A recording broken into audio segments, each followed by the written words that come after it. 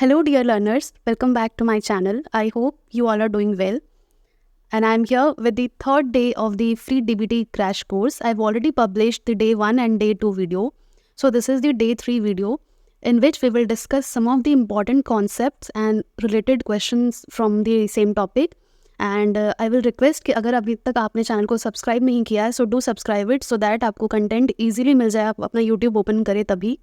And also अगर आपको मेरे अटेम्प्ट्स अच्छे लग रहे हैं, मेरे एफर्ट्स अच्छे लग रहे हैं, तो hit the like button. And also notification bell पे भी आप क्लिक कर सकते हैं सो दैट आपको नोटिफिकेशन मिल सकता है. और अगर आपको फ्रीक्वेंटली नोटिफिकेशन चाहिए तो आप मेरा टेलीग्राम चैनल भी ज्वाइन कर सकते हैं. मैं डिस्क्रिप्शन बॉक्स में लिंक प्रोवाइड कर दूंगी.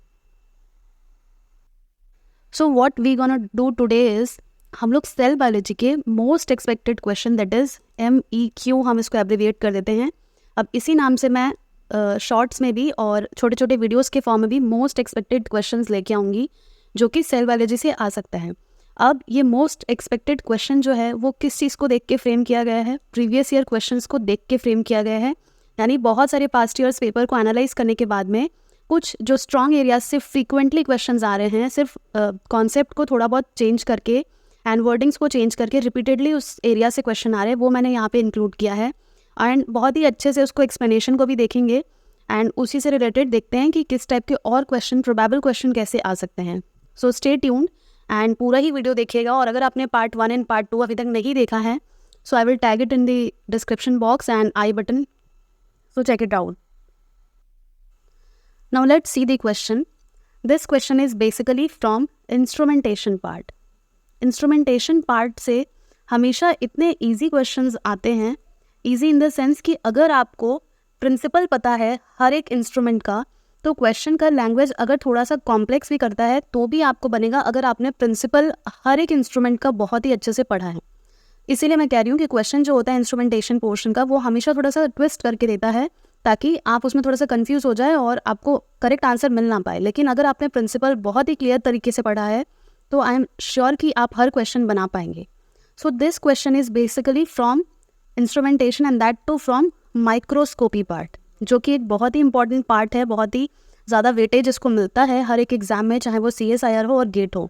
तो इस क्वेश्चन को पढ़ते हैं और इसका आंसर फाइंड आउट करते हैं, साथ में इससे रिलेटेड और कैसे क्वेश्चंस पूछे जा सकते हैं वो भी वर्कआउट करते हैं. So this question says that which of the following microscopic techniques relies on the specimen interfering with the wavelength of the light to produce a high contrast image without the need for dyes or any damage to the sample. Now question पढ़ते वक्त हमेशा ध्यान देना है कि question में stress किस चीज़ पे दिया है. द नंबर 1 ट्रिक इज कि मिसरीड क्वेश्चन को कभी नहीं करना है. और अगर क्वेश्चन का लेंथ ज़्यादा है तो I will request and also suggest at the same time कि क्वेश्चन को 2 बार पढ़िए, क्योंकि सब कुछ अगर आप क्वेश्चन सही पढ़ेंगे तभी तो आप आंसर करेक्ट पिक करेंगे. अगर आप हड़बड़ी में क्वेश्चन ही गलत पढ़ेंगे, ऑप्शंस की तरफ रश करेंगे, सो डेफिनेटली आप आंसर गलत पिक करेंगे. इसीलिए क्वेश्चन अगर 1 लाइन 2 लाइन से ज़्यादा है तो आई विल सजेस्ट कि 2 बार रीड कीजिए. और जो स्ट्रेस वाले जो शब्द हैं, जैसे कि इसमें लिखा है without the need for dyes और any damage to the sample, तो उसको 2 बार पढ़िए कि विदाउट लिखा है कि विथ लिखा है, तभी जाके आपकी बात बनेगी. सो क्वेश्चन में ये लिखा है कि हाई कंट्रास्ट इमेज के लिए out of the given microscopy कौन सा माइक्रोस्कोपी टेक्निक यूज होता है जिसमें जो हमारा सैंपल होता है, बायोलॉजिकल सैंपल, उसे डाई करने की भी ज़रूरत नहीं पड़ती या फिर किसी तरह का डैमेज सैंपल में नहीं होता है. तो ऑप्शंस क्या क्या हैं? Conventional bright field light microscopy, phase contrast microscopy, electron as well as fluorescence microscopy. So if you have read the microscopy part, आपको पता होगा कि फेज कंट्रास्ट माइक्रोस्कोपी एक ऐसा माइक्रोस्कोपिक टेक्निक है जिसमें जो भी बायोलॉजिकल सैंपल हम लोग लेते हैं उसे या तो स्टेन या तो फिक्स या किल करने की, यानी किसी भी टाइप का डैमेज उसमें नहीं होता है. यानी कि हम लिविंग सेल्स को भी एनालाइज कर सकते हैं, उसका स्ट्रक्चरल फीचर या उसका अगर हमें विजिबिलिटी देखना हो कि वो कैसा दिखता है, तो उसके लिए हम लोग यूज़ कर सकते हैं कौन सा माइक्रोस्कोपी? Phase contrast microscopy. यानी कि जो भी हमारा सैंपल है in its natural state we can observe it without using any kind of stain, any kind of treatment. तो क्या होता है, इससे सेल्स जो हैं वो डैमेज नहीं होता है, स्पेसिमेन जो हमारा वो है वो डैमेज नहीं होता है और हाई कंट्रास्ट इमेज हमें मिलता है. इसका ऑप्शन क्या है करेक्ट? अब फेज कंट्रास्ट माइक्रोस्कोपी. अब थोड़ा सा और इस डिटेल वर्कआउट कर लेते हैं. जो फेज कंट्रास्ट माइक्रोस्कोपी होता है वो क्या होता है, इंटरफेरेंस वाला फिनोमिनन यूज करता है to produce high contrast images of unstained living. अब जब भी फेज कंट्रास्ट माइक्रोस्कोपी से क्वेश्चन आया, आपको कुछ कीवर्ड्स याद रखने हैं कि स्पेसिमेन जो होते हैं वो लिविंग स्पेसिमेन देखा जा सकता है, and that too without staining. किसी भी तरह की स्टेनिंग या फिर फिक्सिंग की ज़रूरत नहीं पड़ती है। तो अगर क्वेश्चन में पूछ रहा है कि कौन सा ऐसा माइक्रोस्कोप है जिसमें स्टेनिंग की ज़रूरत नहीं पड़ती है, जिसमें लिविंग सेल्स देखे जा सकते हैं, तो उसका आंसर क्या होगा, फेज कंट्रास्ट माइक्रोस्कोपी, अनलेस उसमें और कुछ चीज़ें भी मेंशन है। ऐसा नहीं कि किसी भी क्वेश्चन में लिखा है तो हम जाके फेज कंट्रास्ट माइक्रोस्कोपी देख के आ जा रहे हैं, लेकिन नहीं, हमें इसका थोड़ा सा और प्रिंसिपल देख लेते ताकि हमें अश्योर हो जाए कि हाँ, फेज कंट्रास्ट माइक्रोस्कोपी से रिलेटेड जो भी क्वेश्चंस बन रहे हैं वो हमें सॉल्व करते बने। अब जो फेज कंट्रास्ट माइक्रोस्कोपी होता है वो क्या करता है, वो एक ऑप्टिकल मैकेनिज्म फॉलो करता है ताकि जो माइन्यूट डिफरेंस है हमारे सैम्पल में वो हमें क्या हो, ऑब्जर्व हो पाए, और साथ ही साथ इसका जो हमें आउटपुट मिलता है वो क्या मिलता है, डिफरेंस मिलता है कंट्रास्ट में। यानी कि अगर हम लोग एक इमेज का फोटो देखें तो ये कैसे अपना रिजल्ट प्रोवाइड करता है, ये अपना रिजल्ट प्रोवाइड करता है as per the differences in the contrast. जैसे कि अगर हम एक जगह में फोकस कर रहे हैं तो वहाँ पे अगर 2 ऑर्गेनील्स हैं उस जगह में, तो क्या करेगा, ये किसी एक ऑर्गेनील का कंट्रास्ट वाइज जितना भी डिफरेंस होगा उस तरह से उस इमेज को प्रेजेंट करेगा, सो दैट आप इजीली आइडेंटिफाई कर पाएंगे कि एक जगह का कंट्रास्ट कम है, एक जगह दूसरे जगह का कंट्रास्ट ज़्यादा है, तो वो इजीली रिकग्नाइजेबल रहता है, एज वेल एज आपको लेबल करते बनता है, डिफरेंस को इजीली आप आइडेंटिफाई कर पाते हैं। तो ये क्या यूज़ करता है, एक ऑप्टिकल मैकेनिज्म, सो दैट जो छोटे छोटे माइन्यूट डिफरेंसेस भी हैं अगर हमारे लिविंग सैम्पल में, तो वो हमें ईजिली क्या हो, ऑब्जर्व हो पाए। नाउ अगेन एक important question, question number 2, that is marker enzyme with its appropriate subcellular fraction. यानी कि किस सेल ऑर्गेनील के साथ किस टाइप के मार्कर एंजाइम प्रेजेंट होते हैं। ये डीबीटी में हर बार पूछा जाता है सेल बायोलॉजी सेक्शन में। मैंने डे 1 में भी बताया था पर्टिकुलरली एक क्वेश्चन कि लाइसोसोम का मार्कर एंजाइम क्या है। तो लाइकवाइज और भी अदर सेल ऑर्गेनील्स के मार्कर एंजाइम पूछे जा सकते हैं। फॉर एग्जाम्पल लैक्टेट डिहाइड्रोजिनेज जो है, या इसको LDH भी लिखता है क्वेश्चन में, तो ये किसका मार्कर एंजाइम है, साइटोसोल का। लाइकवाइज एसिड फॉस्फेटेज का जो मार्कर ऑर्गेनील है वो क्या है, लाइसोसोम। ग्लूकोज 6 फॉस्फेटेज का क्या है, माइक्रोसोम्स। एंड कैटालेज का क्या है, पेरोक्सीसोम। तो ये जो 4 दिख रहा है, या तो वो मैचिंग के फॉर्म में आ जाएगा, मैचिंग अगर नहीं आता है तो फिर कैसे आएगा, सिंगल क्वेश्चन आ जाएगा कि LDH is marker enzyme of which organelle. Acid phosphatase जो हमने डे 1 में डिस्कस किया था, glucose 6 phosphatase is marker enzyme of out of the which organelle. Catalase किसका है। तो ये क्वेश्चन हमेशा इंपॉर्टेंट होता है, क्योंकि इससे पता चलता है कि कितने डेप्थ में आपने पढ़ाई की है। इसका एक्सप्लेनेशन यहाँ पे भी मैंने मेंशन किया, इसका स्क्रीनशॉट रख सकते हैं आप। Lactate dehydrogenase is a marker enzyme for the cytosol. Acid phosphatase lysosome का होता है। Glucose 6 phosphate. और अब इसी मार्कर एंजाइम वाले क्वेश्चन पे एक क्वेश्चन निकल के ये भी आता है कि मार्कर एंजाइम से क्या चीज़ पता चलती है। So the marker enzymes act as an indicator that कितने प्योरिटी से हमने आइसोलेशन किया है। सपोज अगर आप किसी भी सेल आपने लिया है, कहीं का भी सोर्स है वो, तो उसमें से आपको आइसोलेट करना है लाइसोसोम। आपका टारगेट ऑर्गेनील जो है वो लाइसोसोम आप आइसोलेट करना चाह रहे हैं। आपने आइसोलेट किया तो आप क्या चीज़ को मेजर कर सकते हैं ताकि आपको पता चले कि लाइसोसोम ही एक्सट्रैक्ट आउट हुआ है। सो यू कैन ऐसे the marker enzyme of lysosome that is acid phosphatase. तो अगर एसिड फॉस्फेटेज का कंसंट्रेशन बहुत ज़्यादा है, इट मीन्स कि लाइसोसोम क्या हुआ है, बहुत ही ज़्यादा अमाउंट में एक्सट्रैक्ट आउट हुआ है। तो इसीलिए मार्कर एंजाइम्स के ईल्ड से ही एसेस किया जाता है प्यूरिटी हमारे सब सेलुलर फ्रैक्शन का, कि कितना कौन सा सेल ऑर्गेनील एक्सट्रैक्ट आउट हुआ है, उसके मार्कर एंजाइम से इसे एसेस किया जाता है। तो ये भी एक क्वेश्चन आ सकता है मार्कर एंजाइम्स पे कि यूज़ क्या है मार्कर एंजाइम का। नाउ ये जो क्वेश्चन है, ये क्वेश्चन पर्टिकुलरली है माइक्रोबायोलॉजी से, लेकिन मैंने इसको इंक्लूड किया है क्योंकि फिर ये मिस हो जाता है, और एक बहुत ही इंपॉर्टेंट क्वेश्चन है जिसमें मैं बताती हूँ आपको कि लॉजिक कैसे लगाना है। ये माइक्रोबायोलॉजी का क्वेश्चन है, that is which of the following is the correct reason why liquid media is favoured for culturing thermophilic archaea. अब आपको इस क्वेश्चन को पढ़ के ध्यान क्या रखना है, क्या पूछा है कि लिक्विड मीडिया ही क्यों यूज़ होता है, दैट इज़ लिक्विड ब्रॉथ ही क्यों यूज़ होता है, किसके कल्चर के लिए, थर्मोफिलिक आर्किया के लिए। अब आपको ध्यान क्या रखना है कि लिक्विड मीडिया का यूज़ पूछा है, क्यों ज़्यादा होता है, थर्मोफिलिक आर्किया के ग्रोथ के लिए। तो अब आपको ध्यान ये रखना है, ये टर्म थर्मोफिलिक इट मीन्स कि हाई टेम्परेचर पे ग्रो होगा वो आर्किया, वो organism, that is only thermophilic. तो आप थोड़ा सा ध्यान लगाइए कि अगर हम सॉलिड मीडिया, थोड़ा सा इसको क्लियर कर लेते हैं, अगर हम सॉलिड मीडिया रखेंगे, सॉलिड मीडिया जिसमें मेजर कंपोनेंट क्या होता है, अगार होता है, तो उसको अगर हम लोग हाई टेम्परेचर पे लेके जाएंगे तो क्या होगा, that agar will be melted out. It means कि जो सॉलिड मीडिया है comprising agar and agar like substance, तो वो क्या करेगा, हाई टेम्परेचर पे तो मेल्ट हो जाएगा, यानी कि मीडिया जो है वो ही खराब हो जाएगा, तो हमारा जो ऑर्गेनिज्म है वो कैसे ग्रो करेगा। तो इसीलिए इस क्वेश्चन का आंसर कैसे पिक करना है, इसी लॉजिक पे पिक करना है। फर्स्ट ऑप्शन है liquid media can be heated to higher temperature, ये तो सही है, लेकिन अप्रोप्रिएट रीज़न नहीं है लिक्विड मीडिया क्यों यूज़ होता है। Liquid media is easier to store, solid media को भी स्टोर किया जा सकता है। थर्ड जो है, solid media is usually unstable at optimum growing temperature, this is the answer. Solid media क्या है, अनस्टेबल होता है, अगार मेल्ट हो जाएगा, जो सॉलिडिफाइंग सब्सटेंस है वो मेल्ट हो जाएगा, और इसी वजह से हम लिक्विड मीडिया यूज़ करते हैं, सॉलिड मीडिया यूज़ नहीं करते। Solid media become glass like at high temperature, no.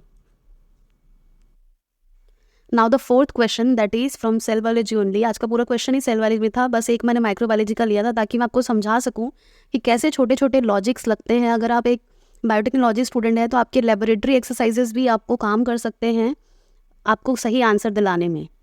So this question is from caspases, that is apoptosis वाला पार्ट।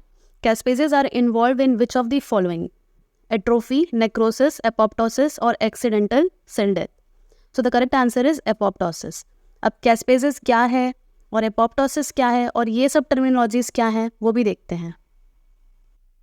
अब हमने ये देखा है कि कैस्पेजेस जो हैं वो एपोप्टोसिस के लिए रिस्पॉन्सिबल होते हैं, यानी कि एपोप्टोसिस में यूज़ होते हैं। तो सबसे पहले तो एपोप्टोसिस समझना पड़ेगा कि एपोप्टोसिस क्या होता है। सो बेसिकली एपोप्टोसिस जो है वो क्या होता है, वो प्रोग्राम्ड सेल डेथ होता है, यानी कि एक नेचुरल बायोलॉजिकल प्रोसेस होता है हमारे बॉडी का जिसमें क्या होता है, प्रोग्राम्ड सेल डेथ होता है। यानी कि प्रोग्राम्ड मतलब क्या होता है, हम प्रोग्राम ऑर्गेनाइज करते हैं, इट मीन्स कि सब चीज़ ऑर्गेनाइज होता है कि पहले ये सीक्वेंस होगा, फिर ये इवेंट होगा, फिर ये इवेंट होगा। लाइकवाइज हमारे बॉडी में भी जब भी किसी सेल की डेथ होनी है तो सबसे पहले तो क्यों सेल डेथ होता है, for the maintaining the smooth functioning of the body. अब एक सेल है, उसने अपना पूरा फंक्शन परफॉर्म कर लिया, पूरा उसका लाइफ स्पैन कंप्लीट हो गया, फिर क्या होगा, वो सेल डेथ होगा, क्योंकि अगर जब तक पुराने सेल्स जाएंगे नहीं तो नए सेल्स बनेंगे कैसे, उसका फंक्शन खत्म हो गया, अब वो किसी काम का नहीं है, तो क्या होगा, वो एपोप्टोसिस में जाएगा। तो जो एपोप्टोसिस होता है वो प्रोग्राम्ड सेल डेथ होता है, यानी सेल डिस्ट्रॉय होता है through a series of event, यानी सब चीज़ रेगुलेटेड मैनर में होता है।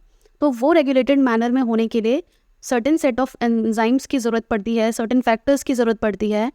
तो कैस्पेजेस क्या होते हैं, caspases are a family of cysteine proteases, यानी कि सिस्टीन होता है उनके कैटालिटिक डोमेन में, और कैस्पेजेस जो हैं वो ही उन्हें क्या एडजेक्टिव दिया जाता है, they are known as the primary drivers of the apoptotic cell death. तो एपोप्टोसिस क्या है, प्रोग्राम्ड सेल डेथ, और उन्हें रेगुलेट कौन करता है, कैस्पेजेस रेगुलेट करते हैं। और नेक्रोसिस क्या होता है, necrosis and accidental cell death जो है वो सिनोनिमस टर्म है, यानी एक्सीडेंटल सेल डेथ को ही नेक्रोसिस बोला जाता है, यानी कि बिना किसी रेगुलेटेड मैनर में कुछ भी एबनॉर्मेलिटी की वजह से हमारा जो नॉर्मल सेल है वो क्या होता है, प्रोग्राम सेल डेथ की बजाय एक्सीडेंटल सेल डेथ होता है, तो उसे हम कहते हैं नेक्रोसिस या फिर एक्सीडेंटल सेल डेथ। और caspases are the proteases involve in killing cell by apoptosis. Now एक और क्वेश्चन अराइज हो सकता है छोटा सा इससे, कि जब सेल का डेथ होता है, सेल डेथ होता है, तो अगर वो प्रोग्राम्ड, कोऑर्डिनेटेड, रेगुलेटेड मैनर में होता है, then and then only we call that apoptosis. लेकिन अगर अनरेगुलेटेड मैनर में हो रहा है, एक्सीडेंटली सेल की डेथ हो जा रही है, that is known as necrosis. तो इस पे भी क्वेश्चन बन गया कि नेक्रोसिस क्या है, एंड एपोप्टोसिस क्या है। कैस्पेसिस के साथ साथ हमने ये 2 चीज़ें भी देख ली।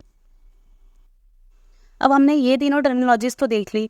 अब इसमें एक और टर्मिनोलॉजी है, that is atrophy. So atrophy refers to the decrease in size और द वेस्टिंग अवे और the turn out of a body part और टिश्यू। एंड यानी कि जब किसी टिश्यू का जब बहुत ज़्यादा यूज़ हो जाता है, वो टर्न आउट हो जाता है, तो वो साइज़ में पूरे इसके जो स्ट्रक्चर्स हैं, टिश्यूज़ हैं, वो डैमेज होने लगते हैं। That is known as atrophy. तो वो किसी भी बॉडी पार्ट्स में हो सकता है, किसी भी टिश्यू में हो सकता है, कहीं पर भी हो सकता है, तो उसमें कैस्पेसिस का रोल नहीं होता है। जो नेक्स्ट क्वेश्चन है वो है बैक्टीरियल सेल से, the overall shape of a bacterial cell is determined by which of the following, cytoskeleton, cell wall, nucleoid, cell surface membrane. हमें पता है कि जो सेल होता है उसका शेप ही डिसाइड होता है सेल वॉल से, because it is the only rigid part जो कि डिटरमाइन करता है, रिजिडिटी प्रोवाइड करता है और शेप डिटरमाइन करता है किसी भी सेल का। क्योंकि बाकी जो सेल ऑर्गेनेल्स है जैसे कि न्यूक्लियोइड, साइटोस्केलेटन या सेल सरफेस मेम्ब्रेन, ये सब क्या होते हैं, फ्लेक्सिबल होते हैं। यानी इसके हिसाब से हम लोग डिसाइड नहीं कर सकते कि शेप कैसा होगा वो ऑर्गेनिज्म का। It is the only cell wall जो कि डिसाइड करता है कि वो फ्लेक्सिबल, सेल वॉल ही डिसाइड करता है कि वो जो शेप है वो कैसा होगा, स्फेरिकल होगा या ओवल होगा या कैसा होगा, ये सब डिसाइड होता है सेल वॉल से। Now the next question is on the basis of differences in the plant cell and animal cell. हमारा सेल बायोलॉजी में फर्स्ट चैप्टर ही होता है eukaryote and prokaryote, and after that in that only we discuss the differences, major differences between an animal cell and a plant cell. तो ये question उसी basis पर है कि कौन सा ऑर्गेनील जो है वो प्लांट सेल में देखने को नहीं मिलता है। सो माइटोकॉन्ड्रिया बिल्कुल प्लांट में रहता है, ग्लाइकोक्सिजोम भी रहता है, centrosome no, it is a part of only animal cell. तो करेक्ट आंसर क्या होगा इसका करेक्ट आंसर हो जाएगा सेंट्रोजोम्स, और गोल्जी अपरेटस भी रहता है प्लांट सेल में। आई डोंट थिंक कि इसका एक्सप्लेनेशन देने की ज़रूरत है, ये बस एक फैक्चुअल क्वेश्चन था, और ऐसे फैक्चुअल क्वेश्चन डिफरेंस पे भी आ सकते हैं plant cell and animal cell पे। जो नेक्स्ट क्वेश्चन है वो है मोनोमर्स पे, यानी कि कौन से पॉलीमर का मोनोमर क्या होता है, इस पे क्वेश्चन। ये मैचिंग के फॉर्म में तो बिल्कुल आ ही सकता है, साथ ही साथ सिंगल भी पिक आउट कर सकता है। तो इसमें कौन कौन से मैंने इंक्लूड किए हैं जो मोस्ट कॉमन होते हैं, पॉलीपेप्टाइड, दैट इज़ प्रोटीन का मोनोमर क्या होता है, अमीनो एसिड। अब अमीनो एसिड होता है तो उसमें हमें क्या चीज़, अमीनो एसिड में क्या क्या चीज़ें पढ़ने की ज़रूरत है, हमने फर्स्ट डे भी देखा था, positively charge, negatively charge, acidic, basic, कौन से एरोमेटिक होते हैं, कौन से एलिफेटिक होते हैं, ये सारी चीज़ें भी हमें पढ़ने को है इसमें अमीनो एसिड से। उसके अलावा RNA, that is ribonucleic acid का मोनोमर क्या होता है, राइबोन्यूक्लियोटाइड्स। यानी बेसिकली जो पॉलीन्यूक्लियोटाइड होता है, यानी कि जो डीएनए और आरएनए, उसका जो मोनोमर होता है वो होता है न्यूक्लियोटाइड। लेकिन if we talk about ribonucleic acid specific अगर हम हो जाते हैं तो वहाँ हमें सिर्फ न्यूक्लियोटाइड नहीं चूज़ करना है, वहाँ पे हमें चूज़ करना है राइबोन्यूक्लियोटाइड। क्योंकि न्यूक्लियोटाइड अगर हम बोलते हैं तो न्यूक्लियोटाइड राइबोन्यूक्लियोटाइड भी हो सकता है, डीऑक्सी राइबोन्यूक्लियोटाइड भी हो सकता है। So we have to choose as per the question कि पॉलीन्यूक्लियोटाइड दिया है then you can choose nucleotide, और अगर स्पेसिफाई किया है तो आपको भी स्पेसिफिक ही चूज करना है। Polysaccharides, so for the polysaccharide monosaccharides ही होते हैं, and again as like the ribonucleic acid, deoxy ribonucleic acid is made up of deoxy ribonucleotides.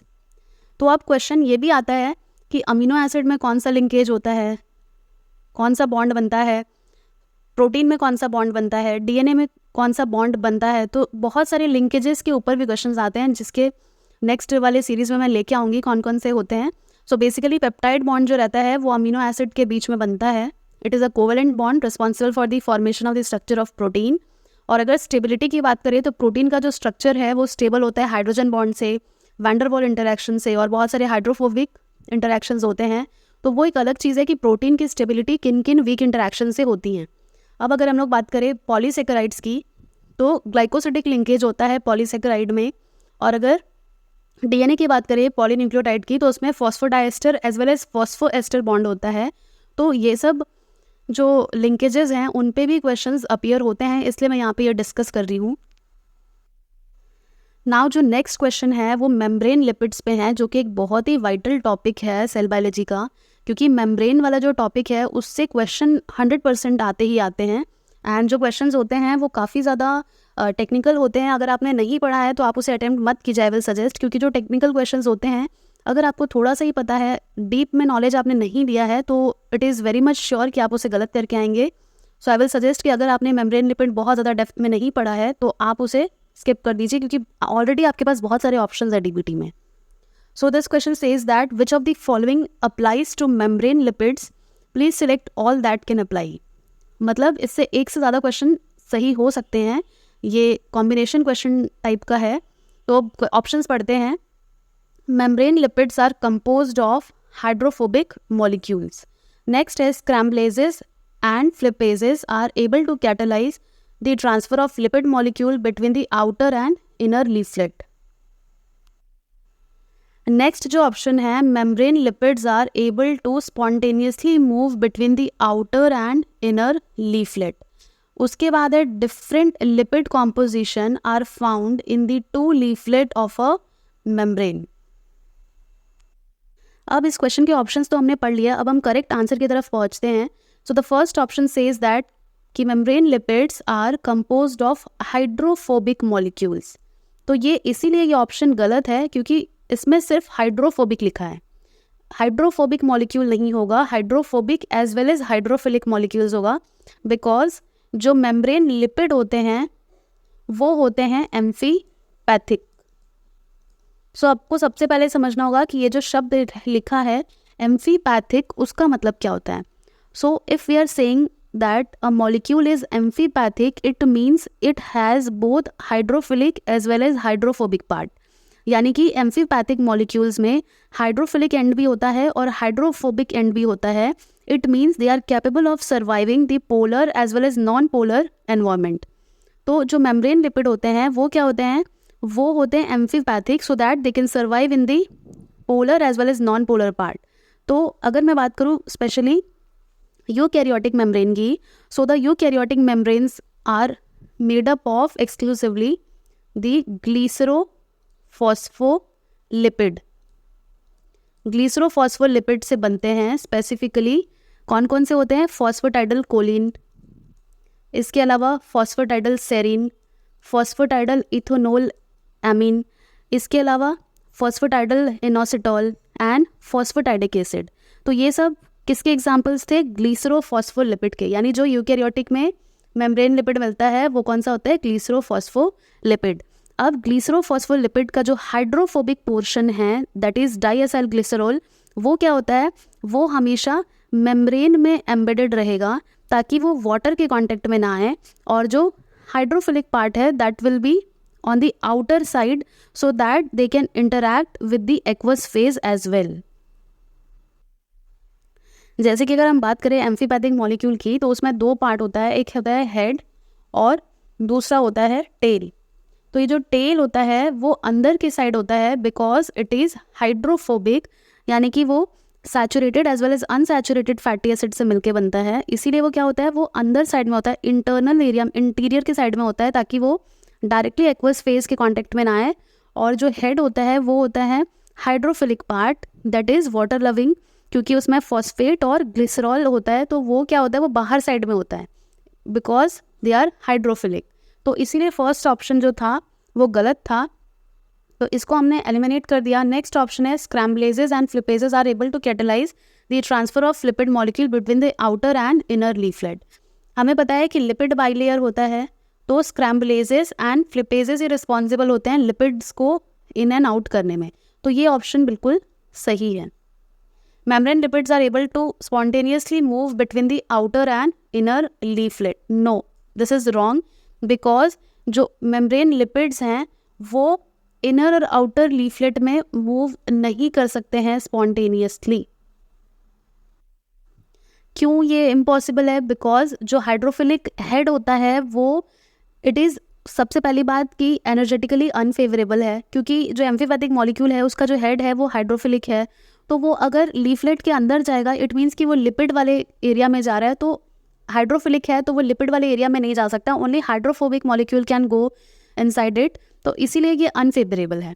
अब नेक्स्ट आता है different lipid compositions are found in the two leaflet of a membrane, यानी कि outer leaflet और inner leaflet में difference होता है composition में लिपिड्स के, तो इसीलिए डी वाला सही है। तो अब थोड़ा सा इसको क्लियर कर लेते हैं।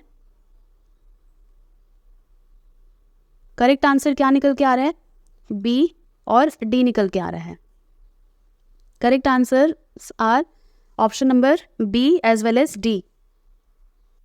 जो अभी मैंने एक्सप्लेन किया था कि जो टू लीफलेट होते हैं वो डिफर करते हैं लिपिड कॉम्पोजिशन में, जो कि हमारे डी ऑप्शन में लिखा हुआ था।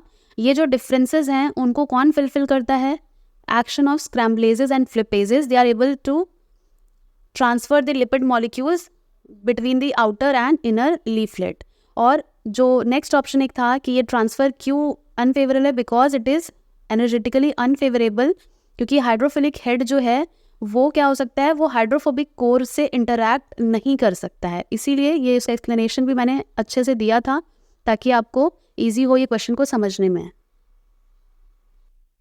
अभी इस क्वेश्चन में हमने दो टर्म्स देखे, स्क्रैम्बलेज एंड फ्लिपेजेस, तो इसके बारे में पढ़ लेते हैं कि क्या होता है। So exactly what happens is phospholipids जो होते हैं that can be flipped, flopped और even scrambled as per the requirement, यानी कि जो फॉस्फोलिपिड होते हैं वो अंदर बाहर इन आउट कर सकते हैं with the help of certain flippases, flopases as well as स्क्रैम्बलेजेस।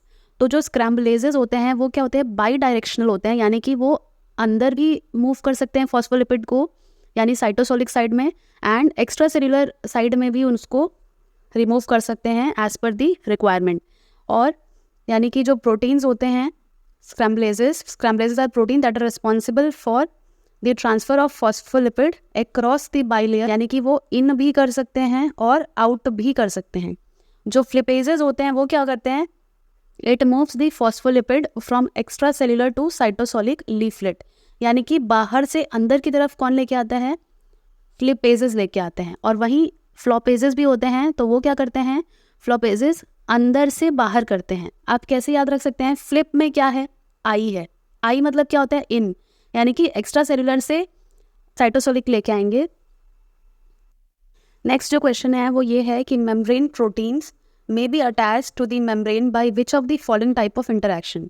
जैसा मैंने क्वेश्चन बताया था मोनोमर्स का, उस टाइम पे भी मैंने डिस्कस किया था, सो उसी से मिलता जुलता क्वेश्चन है कि कौन से इंटरेक्शन जो हैं वो प्रोटीन को अटैच करते हैं मेम्ब्रेन से। What kind of interactions are responsible for attaching the protein to the membrane? तो फर्स्ट ऑप्शन है आयनिक इंटरेक्शन, सॉल्ट लिंकेजेस, तो हाँ ये तो करते ही हैं। हाइड्रोफोबिक भी हमने डिस्कस किया, हाइड्रोफोबिक भी करते हैं।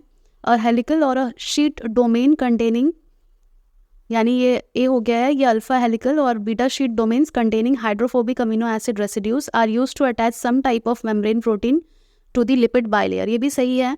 Covalent bonds with membrane lipids, ये भी सही है। यानी कि ये सारे ही ऑप्शंस जो हैं वो करेक्ट हैं इस क्वेश्चन के। It means all of those linkages are responsible for attaching the protein on to the membrane.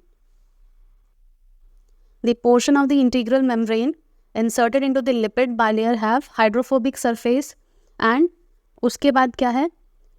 इसीलिए जो इंटीग्रल मेम्ब्रेन्स हैं वो एम्फीपैथिक होते हैं। इसके जस्ट पहले क्वेश्चन में मैंने एक्सप्लेन किया कि वहाँ पे सिर्फ हाइड्रोफोबिक लिखा था, सिर्फ हाइड्रोफोबिक नहीं होते हैं, एम्फीपैथिक होते हैं, यानी कि एक हाइड्रोफिलिक हेड होता है और हाइड्रोफोबिक टेल होता है। All membrane lipids that is phospholipid, glycolipid, steroids are amphipathic. Now the next question, with respect to their surrounding membrane system, which is the odd one out? Nucleus, endoplasmic reticulum, mitochondria and chloroplast. तो आपको देख के पता चल रहा होगा कि ये जो न्यूक्लियस है, माइटोकॉन्ड्रिया है और क्लोरोप्लास्ट है, इन सब में ही दो मेम्ब्रेन्स होते हैं, यानी दे आर डबल एनवेलप्ड होते हैं वो, outer membrane and inner membrane. Only the endoplasmic reticulum has a single membrane, so the correct option is B. Odd one out मतलब ये तीनों common किस लिए हैं?